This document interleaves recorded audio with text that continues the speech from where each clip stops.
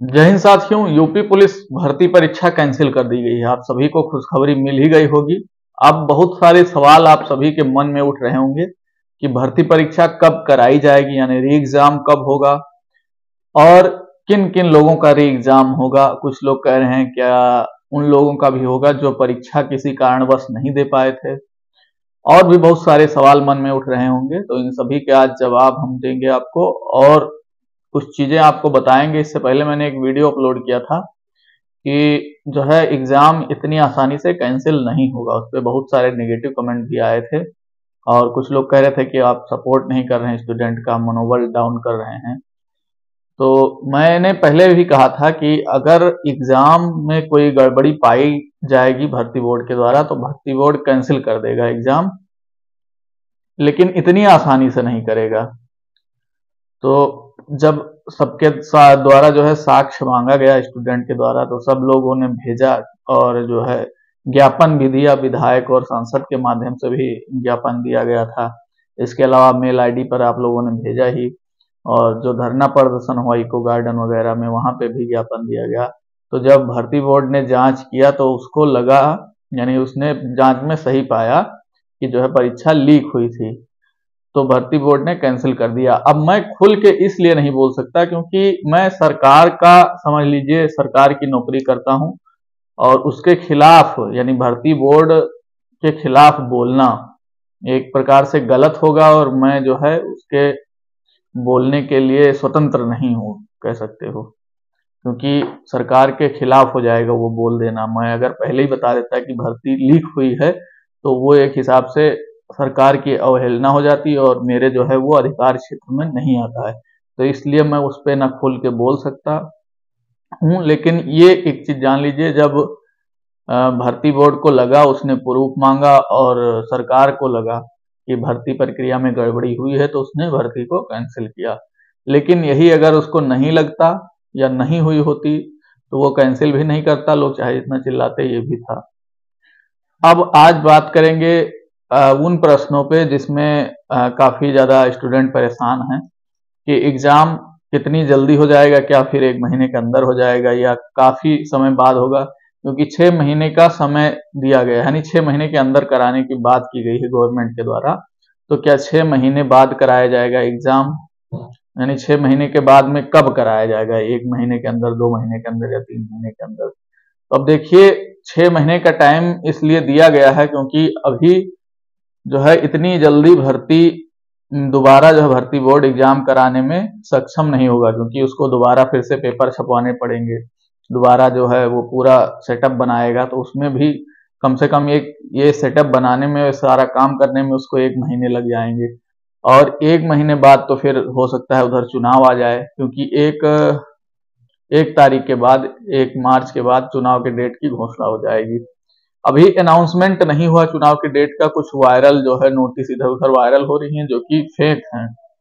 वो चुनाव आयोग के द्वारा नोटिस नहीं जारी की गई है। उसमें 12 अप्रैल के बाद में आचार संहिता को दिखा रहे हैं कि कोड ऑफ कंडक्ट लागू कर दिया जाएगा, और जो है चुनाव का डेट अनाउंस किया गया है उसमें, लेकिन वो फेक न्यूज है। और मेरे हिसाब से अप्रैल में ही, आपका मार्च में ही जो है आचार संहिता लग जाएगा।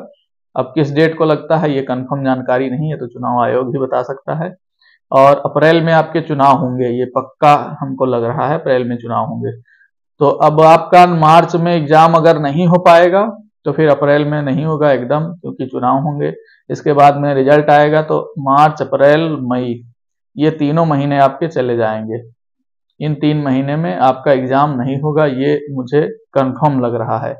तो जो स्टूडेंट अच्छी तैयारी नहीं कर पाए थे या अच्छा जिनका एग्जाम नहीं हुआ था, वो उनके पास जो है काफी समय हो जाएगा और वो अपनी तैयारी को और बूस्ट कर सकते हैं और अच्छे से कर सकते हैं। अब कुछ लोग इसलिए परेशान होंगे कि सर जो है अब तो और भी ज्यादा कंपटीशन हाई हो जाएगा, क्योंकि पढ़ने का जो है सबको मौका मिल जाएगा। तो बिल्कुल कंपटीशन हाई होगा, पढ़ने का मौका मिलेगा, लेकिन वो सबके लिए कंपटीशन हाई होगा, किसी एक के लिए नहीं कि आप सोच रहे हैं कि हमारे लिए कंपटीशन हाई हो गया। क्योंकि कंपटीशन तो हाई होगा तो हर एक स्टूडेंट के लिए हाई होगा, यानी 4 क्वेश्चन आप एक्स्ट्रा करेंगे तो वो भी 4 क्वेश्चन एक्स्ट्रा करेगा। तो अब ये है कि उस समय में आप उस एवरेज स्टूडेंट से कितना आगे निकल पा रहे हैं, यानी एक जो एवरेज स्टूडेंट है कितना वो पढ़ रहा है। मान लीजिए 10 लोग बैठे हैं तो 10 लोग 10-10 घंटे पढ़ रहे हैं डेली, तो आप अगर 12 घंटे पढ़ रहे हैं, अब कुल मिला के मैं यहाँ पढ़ने की बात नहीं कर रहा हूँ कि आप 12 घंटे पढ़ रहे हैं या 15 घंटे पढ़ रहे हैं, आप कितना अपने आप में एब्जॉर्ब कर पा रहे हैं, कितना आपका नॉलेज जो है गेन हो रहा है, तो ये मैटर करता है। यानी आप चाहे 2 घंटा पढ़ के 4 घंटे का नॉलेज गेन कर ले, ये बात चल रही है। तो यानी 10 स्टूडेंट में मान लीजिए 10 स्टूडेंट ने जितना गेन किया, उस 10 स्टूडेंट में अगर आप 10वें स्टूडेंट हैं तो उन 9 स्टूडेंट से अधिक जब गेन करेंगे तब आप जो है आगे निकल पाएंगे। यानी आपको उस भीड़ का हिस्सा नहीं बनना है जो एक एवरेज छात्र करते हैं, आपको उनसे ज्यादा जो है बूस्ट करके अपने आप को आगे निकलना है। अब ये कैसे होगा, कुछ लड़के जो है अब फिर बैच लेंगे, क्योंकि अब फिर बैच लॉन्च होगा, और जैसा कि बहुत सारे जो है, अब मान लीजिए बैच का क्या खेल रहता है, जब वो पूरा पढ़ाएंगे तो कुछ ना कुछ क्वेश्चन तो उसमें से आएंगे ही, और फिर वो बाद में चिल्लाने लगते हैं कि हमारे यहाँ से तो इतने क्वेश्चन आए और सारा कुछ हमारे कोचिंग से आ गया, हमारे बैच से आ गया।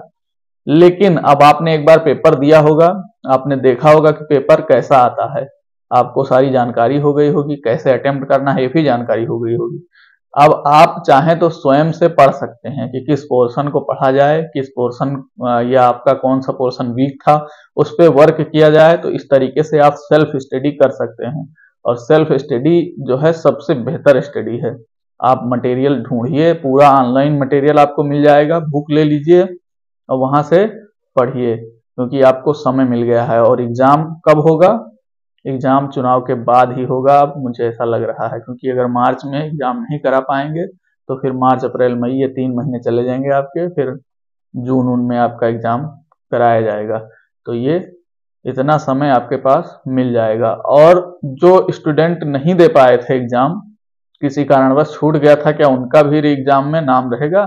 तो जितने लोग फॉर्म भरे हुए हैं सबका एडमिट कार्ड फिर से जारी किया जाएगा, सब लोग जो है एग्जाम दे सकेंगे। हाँ, इसमें से वो लोग बाहर कर दिए जाएंगे जो जांच में पकड़े गए होंगे, या डमी कैंडिडेट जिनके जगह पे गया होगा, तो उनके ऊपर तो मुकदमा वगैरह लिखा गया होगा, उनकी कार्रवाई हो रही होगी, तो वो लोग एग्जाम देने को नहीं पाएंगे, बाकी सभी लोग जो है एग्जाम देंगे। तो इसी के साथ ये वीडियो समाप्त करेंगे। इसके अलावा अगर और कोई सूचना चाहते हैं तो कमेंट बॉक्स में जरूर टाइप करें, हम जरूर जवाब देंगे। Thanks for watching.